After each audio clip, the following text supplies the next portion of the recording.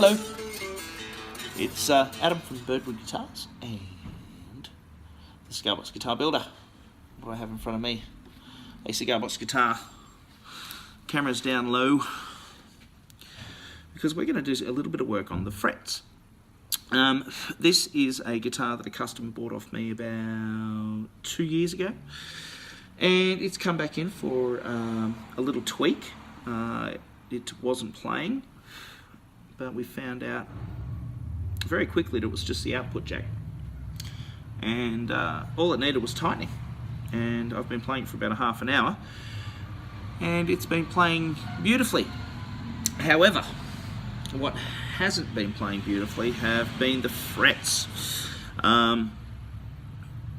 The fret heights are all perfectly fine, but what's actually happened is, and I'll explain for... I'm going to pop down into shot. I'm just kneeling down. Hello, here I am. So what's actually happened... Oh, I'm getting old, my back is going. What's actually happened is, here in New South Wales, and Australia in general, we over this last winter have had very dry conditions. And what's actually happened is that with this particular guitar, the neck is oak, and more importantly the fretboard is oak. Now, as with all timbers, oak has a percentage of moisture in it. And what has actually happened over the last few months, or almost year, of being very little rain, is that the timber has lost moisture, it's lost its water content, and it's shrunk. Okay. And what that has actually caused is something called fret sprout. Now, fret sprout happens when the timber shrinks, metal doesn't shrink, and you end up just here at the tips. You end up with sharp little bumps where the metal, or the tang especially, or even in cases where the tang has been cut back, the tip of the fret is poking out past the timber, and that can be actually very uncomfortable, and in some cases it can actually be dangerous if the fret edges haven't been rounded off. It can actually give you a cut if it's sharp enough and if it's bad enough. So I'm going to show you today really quickly how to fix that. Alright, now I've already done this side here, and you can see I've started taping up here. I'm going to do the rest of it a little later, but just for the brevity of the video, I'm going to show you really quickly what you actually can do. Now, I'm going to use some specialist tools, but you can actually use non-luthier tools to do a similar type of job. Alright, so let's get started. Okay. Alright. So we're going to start up at this end here. Now, what I've actually done is this. I've got one of these lovely fret files from Crimson Guitars in the UK, and I absolutely love this. This is one of my favourite tools. However, you can actually just use any finely cut, I think they're called bastard files, that doesn't have a handle. Alright, so if you have one that doesn't have a handle, it actually does work. The only thing I would suggest to you is be careful, because fret cuts can actually really hurt. I think it's the nickel in them, or the alloys that are in it, affects your blood, and it actually really hurts. So what you do basically is run the fret up the side of the neck, okay, all the way. I've already done this one, but I'm going to do this side here. You can hear that. I'm not pressing hard.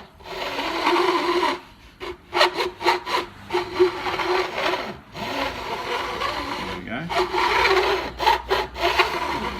I'm taking my time, because the last thing that you want to do is come a cropper. Like that. Because you can actually cut yourself. Right. Take your time. Usually I'll clamp the guitar.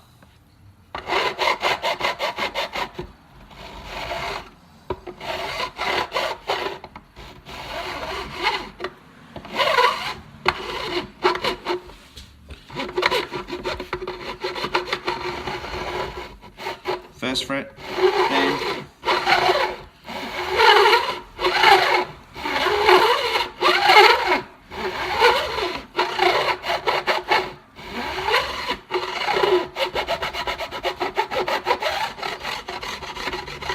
there we go. All right. Now, the next step is actually quite important. What you need to, well, it depends. If you're using a rosewood neck or a dark, hard fretboard, I should say, you don't have to do the next step, but it's always good to be safe. Better safe than sorry. This does belong to a customer, and I want to make sure that it gets back to the customer. The customer doesn't know I'm actually doing this. This is just a service. It's actually coming for the electrics, but after feeling how it felt, I thought, no, I'm not going to send it back to him with sharp fret tangs.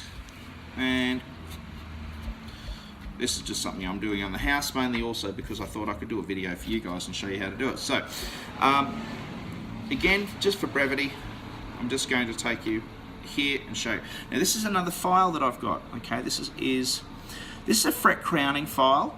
The idea basically is when you flatten the frets, they have to be rounded. Okay, when you flatten a fret, or when you flatten the fretboard, if you need to, sometimes you end up with frets that have got a flat bump on the top of them. The idea is you want your fret to have the smallest edge possible touching the string when you press it down. In this case, I also use this. There's another file which you can use, which is this one. I've got this one from Stu Mac. This one's from Crimson Guitars in the UK, Stu Mac in the States. But you can actually use just nail files. The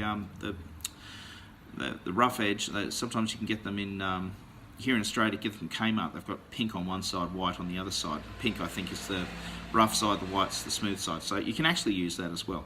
I've got these only because I do so many, I figure I might as well have the right tools for the job. So now, the thing that's important about these files, now this is another triangular file. Now this one here has sharp, serrated edges all the way to the tip. Alright, all the way to the tip. You don't want to use these because they'll actually mar your fretboard. They'll damage your fretboard. Okay, so try not to use those. Try and find yourself something like this that'll do the job like this. Okay, so those little fingernail files or buffer pads or whatever they are, I'm not sure. They're kind of sticks. They look like lollipop sticks. Anyway, so I've given those a nice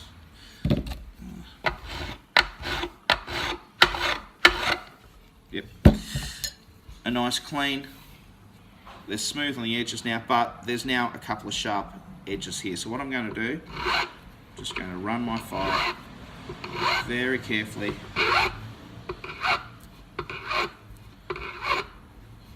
And as you can see, I'm kind of turning it a little bit, starting where it's safe. And you can hear that on the blue paper. That's not cutting. So we're just doing the curve and here. So I can feel that sharp there, smooth there. Doesn't take too long. Curving, just taking that sharp edge off, making it comfortable for the person who's going to play it, whether it's you or a friend or a customer. Okay. And then what I usually do, just to finish off, and just to make sure I'm really happy, is you have about, I've got some 1200 grit paper, and I just basically run it back and forward, use my finger across the edge, give it a nice little buff up. Beautiful. Smooth as a baby's bottom. All right, so that's Adam from Birdwood Guitars and the Cigarbox Guitar Builder podcast, YouTube, hello, and the Facebook group, saying get out there, try something different, have a bit of fun. See you next time. Bye.